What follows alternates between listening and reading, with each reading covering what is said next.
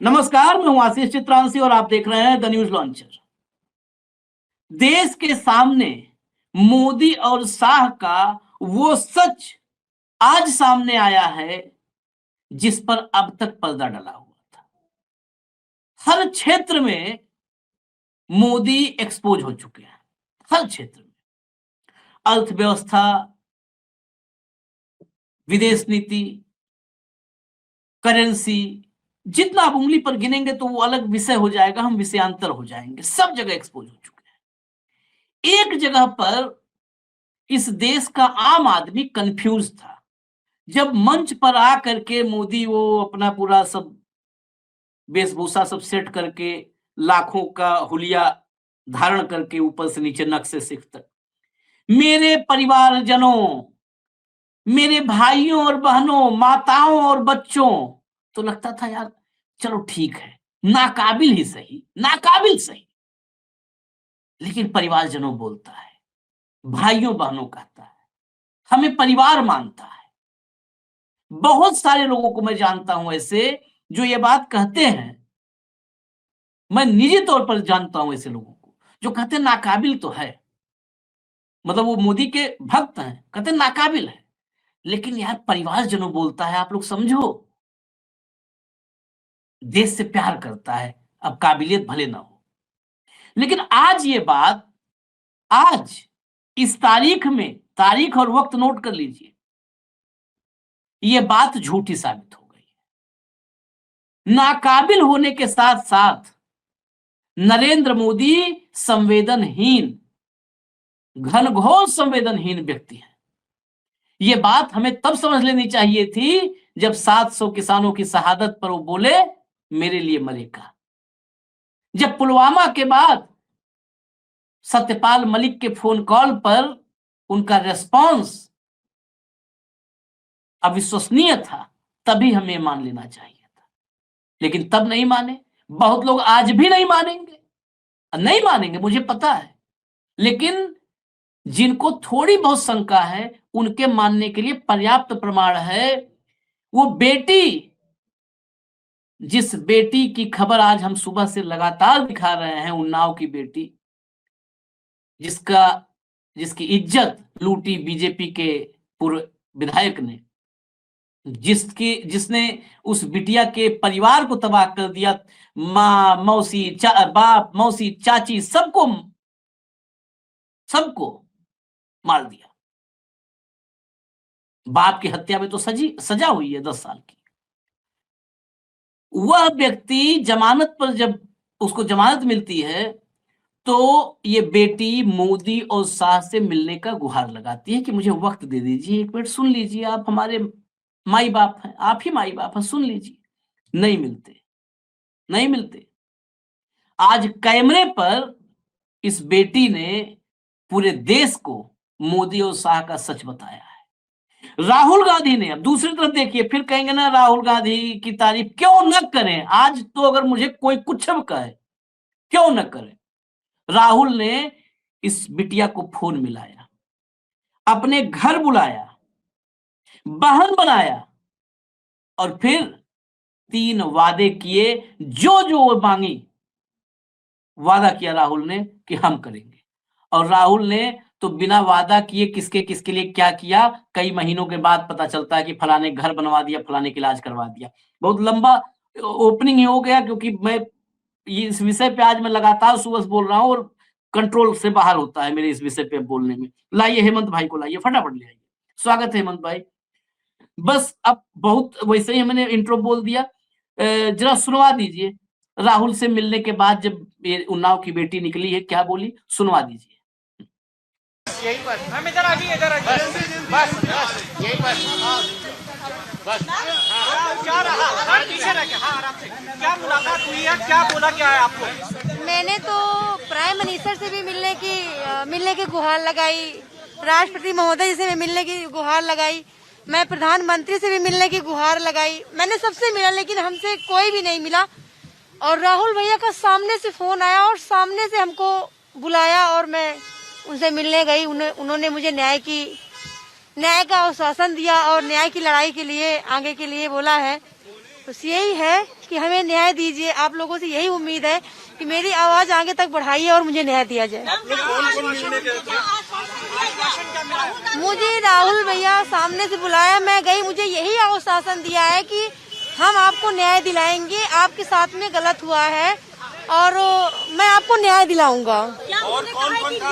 कौन था?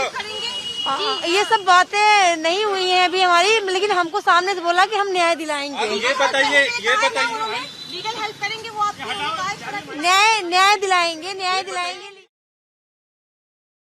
चलिए, अभी इसमें और भी थोड़ा था पोर्शन, लेकिन अभी जो हमको अभी मिल पाया है तत्काल वो इतना मिला है, तो हमने सुनवा दिया आपको। न्याय दिलवाने का देश में जो आज की तारीख में सबसे बड़ी खबर है जिस बेटी की, उस बेटी से कोई नहीं मिलता, राहुल मिलते हैं। और न्याय दिलाने कौन कहता है? राहुल गांधी, राहुल भैया। यही आत्मीयता, ये कनेक्ट ही तो मैं बोलते समय मतलब क्या कहूं, ये कनेक्ट राहुल भैया बोल रही है। एक तरफ महल में अपने अहंकार में डूबा कोई बैठा है, क्या फर्क है, क्या फर्क है? राजपाट चल रहा है। अभी पूछ लो भाजपाइयों से, कहेंगे चुनाव हम जीत रहे हैं इसलिए उनको खींच है। मतलब चुनाव जीतने के अलावा इनके पास कुछ नहीं है, सिर्फ एक बात, फलाने की इज्जत टूट गई, चुनाव हम जीत रहे हैं ना इसलिए कहा जा रहा है। अरे भाई, तुम चुनाव जीत रहे हो, इस देश का दुर्भाग्य, चुनाव जीत रहे हो, दुर्भाग्य है इसका, देश का। 3 वादे क्या क्या थे, और जो पोर्शन हमने सुनाया है कुछ रिटर्न में, उसका हमारे पास डिटेल है, हेमंत भाई के पास भी, वो भी कि और क्या क्या बातें हुई हैं।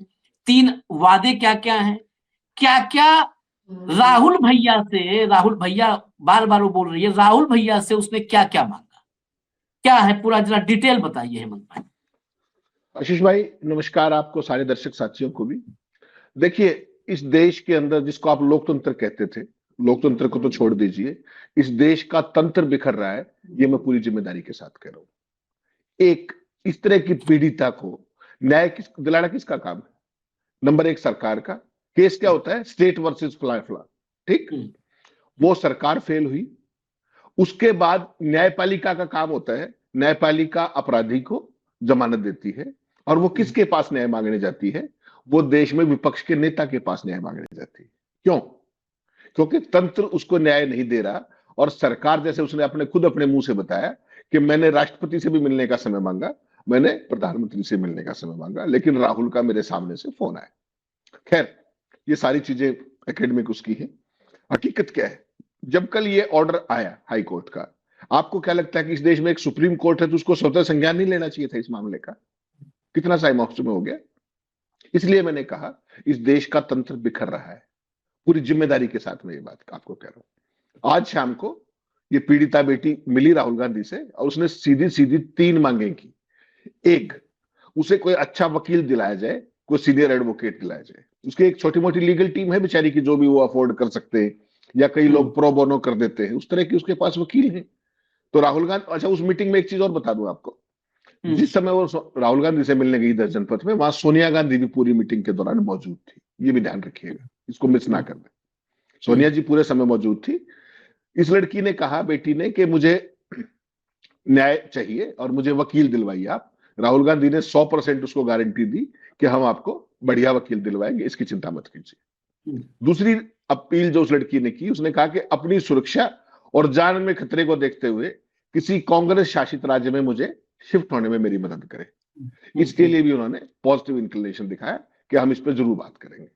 और पीड़िता का जो पति है, उसने कहा कि हमारा जो भी अब फिलहाल जो भी हम कर रहे हैं रोजगार छोटा मोटा, उससे हमारा गुजारा बसर नहीं हो पा रहा, तो हमें कोई बेहतर रोजगार की मदद करे हमारी।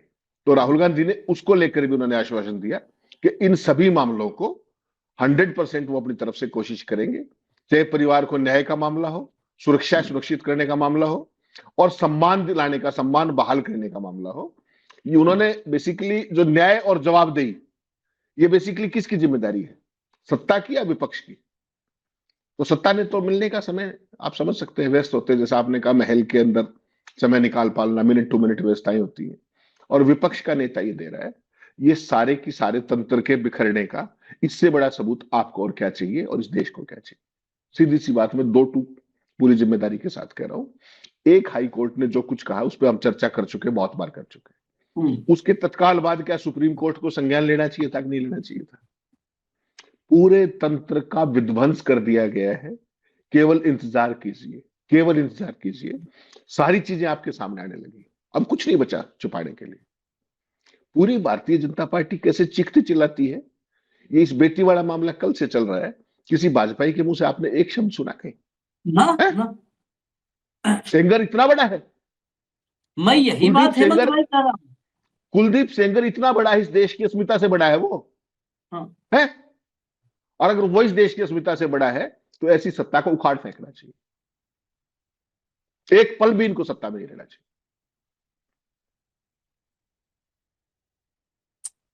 क्या करोगे न्यायपालिका व्यवस्थापिका? मैं यही बात मैं एक कार्यक्रम में पहले बोला हूं कि जो आप कर रहे हो कि कोई इतना केवल इतना बोल देता कोई, हेमंत भाई को मैं ज्यादा बड़े की बात नहीं कर रहा हूं कि कुलदीप सेंगर के खिलाफ खड़े, इतना खाली कोई ट्वीट कर देता कि ये अदालत का फैसला है, बिटिया हम सुप्रीम कोर्ट चलेंगे तुम्हारे साथ।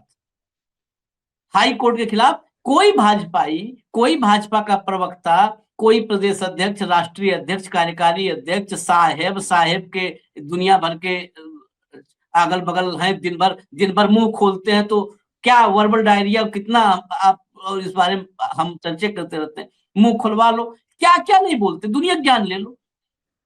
वो उबे से लेकर के दूबे चौबे कितने पड़े हुए हैं, उनसे कुछ भी दिन भर देखो कुछ भी लिखते रहेंगे। नेहरू ये, अरे नेहरू छोड़ो यार, आज की तारीख में बिटिया सामने रो रही है, इतना लिख देते कि बिटिया चिंता मत करो, हाई कोर्ट का फैसला है। तो हम ये भी नहीं करें कुलदीप सेंगर को गाली देते, मान लो तुम्हारा नुकसान हो जाता है कुलदीप सेंगर को गाली देने में। मुझे पता है ये वोट के लिए ये जितने हैं, मैं टॉप टू बॉटम कह रहा हूं, वो अहंकारी से लेकर नीचे तक, इन किसी को अपने परिवार की भी परवाह नहीं है, इन्हें वोट के सिवा किसी की परवाह नहीं। तो मुझे पता है कि कुलदीप सेंगर के खिलाफ बोलने पे कहीं वोट पर चोट हो जाएगी, क्योंकि सवर्णों से डरते हैं। वो थोड़ा सवर्ण का मानसिकता सामंती होती है ना, वो कहते हैं कि अच्छा हमारी खिलाफत करोगे हम वोट नहीं देंगे। पिछड़े दलित इनको तो बहका लो, इनको तो बहकाया जाता है ना, बहका लो 10,000 5,000 इस टाइप में बहका लो। कुलदीप सेंगर से वोट का खतरा था, मत देते कुछ उसको, कुछ उसके बारे में मत बोलते। इसके बारे में तो संवेदना एक अपनी देते कि हम तुम्हारे साथ लड़ाई लड़ेंगे, है?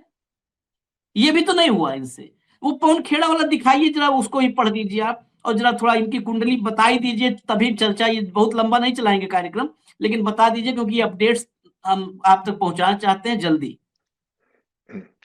आशीष भाई, जब अभी लेटेस्ट खबर ये है कि जब ये सारी पवन खेड़ा वाली जो भी डिमांड है वो मैं बता चुका, सारी बातें जो उसने बिटिया ने जो बात की वहां पे। अब उसने लेटेस्ट बात ये बताई है कि जब वो अपनी आप बीती बता रही थी सोनिया गांधी को और राहुल गांधी को, सोनिया गांधी की आंखों में आंसू आ गए और ये देश का न्याय नहीं है, ये अन्याय है, ये कहते हुए सोनिया गांधी रो पड़ी।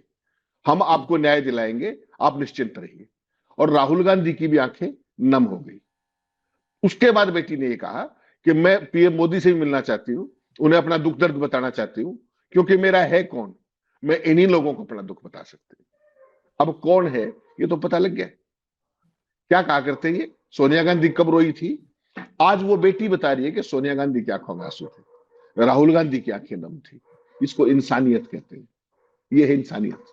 और जो ये आप दिखा रहे हैं पवन खेड़ा के, ये जितनी डिमांड्स की जिक्र उन्होंने किया है उस पर हम चर्चा कर चुके हैं। बेसिकली सवाल केवल इतना है कि सरकार कितनी निरंकुश हो सकती है और किस तरीके की चीजें कर सकती है। आज उसने बताया सीआरपीएफ के बारे में बताया, किसके बारे में बताया, किस तरीके से उसको वकील से नहीं मिलने दिया गया, उस टाइप की चीजें।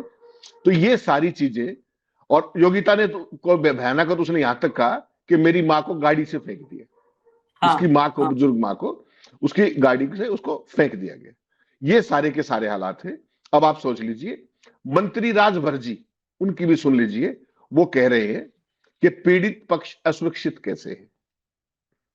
उन्नाव केस में दोषी कुलदीप सेंगर को दिल्ली हाईकोर्ट में सशर्त जमानत मिलने पर उत्तर प्रदेश सरकार के मंत्री ओपी राजभर ने कहा है, कोर्ट ने कहा कि कुलदीप सिंह सेंगर पीड़ित परिवार से कम 5 किलोमीटर दूर रहेंगे। दिल्ली में विरोध प्रदर्शन के दौरान पुलिस ने परिवार से कहा कि अगर कोर्ट ने यह व्यवस्था की है तो ये असुरक्षित कैसे हो सकते हैं। ये देखिए संवेदना। अरे वो तो एक ने मुंह आप खोला। छोड़िए, आप वहीं तक है, हम इसका वीडियो चलाए हैं, इस बेशरम का वीडियो चलाए हैं। ये हंस रहा है जब पत्रकारों ने कहा कि वो कल जो है, पहले तो कहा कि सेंगर जी 5 किलोमीटर, सेंगर जी परम आदरणीय, सेंगर जी 5 किलोमीटर तो दूर रहेंगे। तो पत्रकारों ने कहा कि कल रात में जो है, बीती रात में वो माँ बेटी सब जो है, पीड़ित बेटी माँ, वो इंडिया गेट पे बैठे थे, पुलिस उनको घसीट ले गई, उठा ले गई। तो ठहाके लगाते हुए कह रहा है कि वहां पे इंडिया गेट पे क्या कर रही थी, उनका घर उन्नाव में जब है तो बताओ। मतलब उसको मजाक उड़ाते हुए कि घर उन्नाव में है तो वहां इंडिया गेट क्या कर रही थी, पुलिस उठा ही लेगी फिर तो, जब उन्नाव घर छोड़ के इंडिया गेट पे बैठेंगे पुलिस उठा ही लेगी। वही तो भाव हुआ, ठहाके मार रहा है। आशीष भाई, सत्ता का अहंकार यही होता है, और विनाश काले विपरीत बुद्धि ये पूरा देश देख रहा है। भाई ये इसके जो पहले भी लोग ठाके की, सत्ता में थे, भाई इसके पहले भी लोग सत्ता में थे। आपने और हमने हमने आपने 47 से नहीं देखा है, लेकिन अपने अपने होशो हवास में, अपने होशो हवास में राजीव गांधी का शासनकाल का जो आखिरी हिस्सा, बीपी सिंह को, चंद्रशेखर को, नरसिम्हा राव को, देवगौड़ा को, गुजराल को, अटल बिहारी वाजपेयी को, मनमोहन सिंह को, कहाँ अहंकार, मतलब ये अहंकार सब में थोड़ा बहुत 19-20 मंत्री संतरी में हो जाता है, लेकिन कहाँ था ये अहंकार, कहाँ था ये, कहाँ छिपा था, कहाँ से लाए, कहाँ एक्सपोर्ट किए, कहाँ मैन्युफैक्चरिंग इंपोर्ट किए, कहाँ मैन्युफैक्चरिंग यूनिट है इसकी, इस अहंकार की, कहाँ से इनका आता है? ये एक ही इंसान मुख्यालय में है। नहीं हो सकता, ये राक्षसों में क्या में भी हो सकता है। आशीष जी, दानों में, 16 साल मना रहे हैं, उसी एनजीओ की बेसिक ट्रेनिंग से ये अहंकार आता है, ये संस्कारहीनता आती है, ये गैर जवाबदेही आती है, और किसी भी सवाल का जवाब ना देने की शर्मनिरपेक्षता आती है। आप इसको वहां से देखिए, इसको आइसोलेशन में मत देखिए। ये ट्रेनिंग कहां से आई, ये शर्मनिरपेक्षता कहां से आई कि आप जवाब ही नहीं देंगे, आप किससे मिलेंगे ही इससे नहीं। मैं कहता हूँ इससे भी आगे हेमंत भाई सोचो, इसी इसी पाठशाला से हमने इतना तो देखा है। ठीक है, हम वैचारिक रूप से संघ से बिल्कुल वो करते हैं, हम विरोध भी करते हैं, आलोचना भी करते हैं, लेकिन इसी वैचारिक पृष्ठभूमि से अटल बिहारी वाजपेयी को हमने देखा है कि लालू यादव मजाक उड़ाते थे तो अटल ठहाका मारते थे। अटल ने खुद अपने मुंह से बताया, ये आज दिन भर नेहरू से लेकर राजीव गांधी तक को गरियाते हैं सब बेशरम। अटल, एक बार कभी सोच लेते, एक बार अटल बिहारी वाजपेयी फोटो ही देख लेते। अटल बिहारी वाजपेयी ने बताया था कि कैसे राजीव गांधी ने उनकी जान बचाई जब उनकी बीमारी गंभीर हो गई किडनी की, तो कैसे उनको कहा पहले उनको कि भिजवाते हैं, तो जब मना हुआ तो उन्होंने कहा कि नहीं, ये डायरेक्ट कहने पे जाएंगे नहीं, आदमी को लगेगा कि हम भाई अपोजिशन की राजनीति खत्म हो जाएगी कि देखो ये क्या विरोध करेंगे, ये तो राजीव गांधी की कृपा से इलाज चल रहा है इनका। तो इनको अमेरिका भेजा प्रतिनिधिमंडल में, तो किसी को ये मतलब खबर ना हो, प्रतिनिधिमंडल में अमेरिका भेजा और बताया किसी को नहीं। वो कहते ना, अधजल गगरी छलकत जाए, आजकल तो खाली गगरी तबाही मचाए पड़ी है, वो तो अधजल छोड़ दीजिए। अमेरिका भेजा राजीव गांधी ने प्रतिनिधिमंडल में, और वहीं रोक करके इलाज करवाया। ये बात हमने, हेमंत अत्री ने, किसी ने नहीं बताई, ये अटल बिहारी वाजपेयी के अपनी जुबान की बताई हुई बात है। उन्होंने बताया कि राजीव गांधी ने कैसे किया, मतलब मुझे बचाने के लिए, मेरी सेहत के लिए क्या किया। कहाँ अहंकार, नहीं राजीव गांधी तो थे नहीं दुनिया में। मैं इसलिए आज मैं इस विचारधारा का आलोचना, लेकिन उसी विचारधारा में हमको ये चीज दिखानी पड़ेगी कि ये कितने अलग हैं, ये कितने जुदा हैं जो अब आए हैं। राजीव गांधी तो आते नहीं ना बताने, वो तो बेचारे कभी नहीं बताए ये बात, वो भी चाहते तो चुनाव प्रचार में एहसान करते। नहीं, राहुल ये गांधी क्या ने कब बताया, राहुल गांधी ने कब बताया कि निर्भया के भाई का उन्होंने क्या किया? पायलट की ट्रेनिंग में कितना पैसा खर्च होता है पता है आपको? कितना पैसा निर्भया खर्च होता है? पूरा, भाई हम लोग अभी इंडिगो वाले में किए हैं ना, एक पायलट तैयार करने में 1.5 करोड़ रुपए का कम से कम खर्चा है, और अगर वो मतलब किसी बोइंग या एयरबस चलाने के लिए जाता है तो वो खर्चा 2.5 करोड़ तक चला जाता है। मैंने उस समय बहुत सारे पढ़े, क्योंकि उसकी ट्रेनिंग किसने करवाई? किसी ने बताया? राहुल ने करवाई, किसी ने कभी नहीं बताया? बताया, कभी किसने नहीं। बताया? निर्भया की मां ने बताया। मां ने बताया। निर्भया की मां ने बताया, राहुल ने नहीं बताया। वो जो मोची उत्तर प्रदेश में था, जिसके पास वो गए कि अगर मुझे एक मशीन मिल जाए, तो मशीन मिल गई। जम्मू कश्मीर के अंदर जब पिछला जो हादसा हुआ, जब ये ऑपरेशन सिंदूर से पहले जो क्रॉस बॉर्डर फायरिंग में, कितने घर बनवाने की बात करके आए? कितने घर? क्या है उनके पास साधन? उनके पास कोई स्वैच्छिक कोष है क्या? कह के आए। वो बात किसने बताई? वहां के लोगों ने बताई कि राहुल गांधी ने प्रॉमिस किया है, हम घर नहीं, बताएंगे। कभी नहीं। मैं भाई, मतलब कोई दुनिया कुछ कह ले, हम बहुत आज मतलब हम औपचारिक डिबेट ये नहीं कर रहे हैं, मन की भावनाओं की बात है। इस मामले में इस देश में ये इकलौता नेता है राहुल गांधी, जिसकी मतलब जो कहीं कुछ कराता है, जो कुछ नहीं करता है वो पूरा दिन अपनी अपनी तारीफ खुद करता है, कुछ नहीं करता है। सृष्टि का सबसे नकारा व्यक्ति, सृष्टि का, और दिन रात अपनी पीठ अपने ही दोनों हाथ पीछे करके ठोकता रहता है। और वो कभी कितना आपने कभी माँ कभी जी को आपने सच माँ राहुल जी का बेटा घर बनवा दिया पूरा, कभी कभी नहीं कभी बता। आपने कभी आपने राहुल गांधी के मुंह से कोई शब्द सुना कि मैंने ये कर दिया, मेरा क्रेडिट चाहिए? कभी सोनिया गांधी के मुंह से क्रेडिट सुना? कभी सुनाओ? और ये सुबह से शाम तक मैंने ये कर दिया, मैं, मेरा और मैंने, इसके अलावा कुछ है ही नहीं। और क्या किया है? सर्व सत्यानाश किया है, सर्व सत्यानाश। और जो थोड़ा बहुत बचा हुआ है, जो इस तंत्र का छोटा मोटा था, वो अब ये साफ हो गया दिल्ली हाई कोर्ट के ऑर्डर के बाद, और उसके बाद सुप्रीम कोर्ट की चुप्पी और सरकार की चुप्पी के बाद, और जिस तरीके से राजभर उस फैसले को डिफेंड करने की कोशिश कर रहा है, इसका मतलब बड़ा साफ है कि इस देश के अंदर कोई नैतिक मूल्य नहीं बचे हैं, कोई तंत्र नहीं बचा है, कोई मानवीय संवेदनाएं नहीं बची हैं, कोई इंसानियत नहीं बची है, कोई शासन नहीं बचा है। केवल एक चीज बची है, और उसका नाम है डंका। और वो डंका हम शुरू से कहते थे कि वो लंका है, बता डंका रहे। अब पूरे देश की महिलाओं को भी पता लग गया होगा 10-10 हजार रुपए दे करके क्या हो रहा है। आज कांग्रेस पार्टी ने जो वो जारी किया ना, जो पोस्टर जारी किया, मैं सन रह गया। और ये इसको बेशर्मी इसका जवाब भी दे देंगे क्या? दिखा दो जो पोस्टर भाई। ये सेंगर वाला जो मसला है आशीष भाई, ये छोटा मसला है क्या? कल जो आप स्टोरी दिखा रहे थे भंडारी की, जो अपने उत्तराखंड की, वो छोटी हाँ। खबर है क्या? छोटी खबर है वो आदमी हरियाणा से राज्यसभा का एमपी रहा है भाई। हाँ हाँ। ठीक, अरे मिल गया राष्ट्रीय उस महासचिव है, प्रभारी आप है। तो हाँ, आप तो कहा करते बेटी बचाओ बेटी पढ़ाओ, पानीपत से लॉन्च किया करते, और वो आदमी हरियाणा का भी हो रहा। उसके बाद आज कांग्रेस पार्टी ने ये किया कि इन भाजपाइयों से बचाओ। दे दो जवाब, आपके पास तो बहुत भारी आईटी सेल है ना, दो जवाब। कितनी बेटियां बचा दी आपने, और किससे बचा दी, बताओ। तो आज का जो पूरा घटनाक्रम आशीष भाई, ये सन कर देने वाला है, सन कर देने वाला है। और इस देश के आम आदमी को अगर अब भी समझ में नहीं आ रहा, तो फिर क्या ही कह सकते हैं। क्या कहेंगे, कुछ कहने लायक ही नहीं छोड़ रहे हैं सब। क्या जितना हम कह रहे हैं उतना ही, क्या बोले शब्द।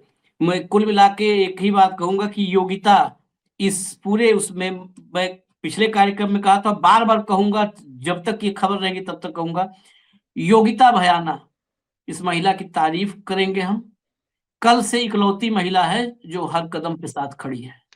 Single handedly. और मैं ढूंढ रहा हूं उस भीड़ को जो दिल्ली में राष्ट्रपति भवन तक कूच कर गई थी यूपीए की सरकार में।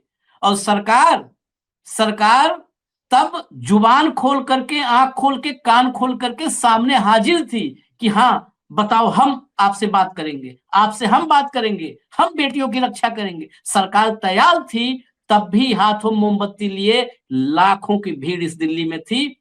कल रात से सिर्फ योगिता भयाना को मैंने देखा है, बाकी सब लापता है। आज कह रहा हूं, पिछले प्रोग्राम में कहा था, ये रिपीट कर रहा हूं, गुस्ताखी कर रहा हूं रिपीट करने। लेकिन हेमंत भाई, सारी बातें भूल जाइए। आप अगर ये जानना चाहते हैं कि हमने 11 साल में क्या पाया है, तो बस इतना तुलना कीजिएगा कि निर्भया, जब हमारी बिटिया निर्भया के साथ दरिंदगी हुई थी, तो इस दिल्ली में लाखों लोग सड़कों पर थे, क्योंकि आहत थे, उनका कलेजा फट रहा था, आंखों में आंसू थे, वो सड़कों पर थे। 11 साल बाद हम इतना तरक्की कर गए, कुछ हो जाए फर्क ही नहीं पड़ता, क्योंकि अब तो राष्ट्र निर्माण में आहुति दे रहे हैं ना सब। हो गया एक और आहुति राष्ट्र निर्माण में, राष्ट्र निर्माण हो रहा है। पूरे देश को संगदिल बना दिया, बुजदिल बना दिया, कायर और डरपोक बना दिया। यही है 11 साल का हासिल। आशीष भाई, we are a dead society for all practical purposes, please note it for all times to come. इतनी बड़ी घटना के बाद पीड़िता, उसकी मां और एक सोशल एक्टिविस्ट, बात खत्म। ये देश की राजधानी है। सोचिए आप, हमारे इंसानियत, हमारे सरोकार, हमारी संवेदनाएं, कुछ भी नहीं बचा। और ये कायरता इस देश को बहुत महंगी पड़ेगी, हमारी पूरी की पूरी पीढ़ी को बहुत महंगी पड़ने वाली है। और आने वाली पीढ़ियां तो आप कल्पना कर सकते हैं। चलिए इजाजत दीजिए, लेकिन ये खबर आज हमने सुबह से, मैं टेलीविजन वाले स्टाइल में हम लोग बिल्कुल नहीं काम करना चाहते। नॉर्मली एक खबर होती है, एक बार आते हैं। आज सुबह से हम तीसरी बार ये खबर लेके आए हैं। तीसरी नहीं, चौथी बार आज सुबह से चौथी बार यही खबर लेके आए हैं। और चौथी बार नहीं, 114 बार, 1400 बार लाना पड़ेगा तो ये लेके आएंगे हम खबर। ये खबर में कुछ भी होगा हम लेके आएंगे। दुई आदमी देखे, एको आदमी ना देखे, वीडियो डिलीट करवा दिया जाए, हम लेके आएंगे। बस इतना मैं कह सकता हूं, जो मेरी अपनी हैसियत औकात है उतना मैं कमिट करूंगा, और 100% कमिटमेंट। हम आएंगे, हेमंत भाई रहेंगे, भाऊ रहेंगे, हम लाएंगे खबरें, लगातार लेके आएंगे। धन्यवाद हेमंत भाई, धन्यवाद, नमस्कार।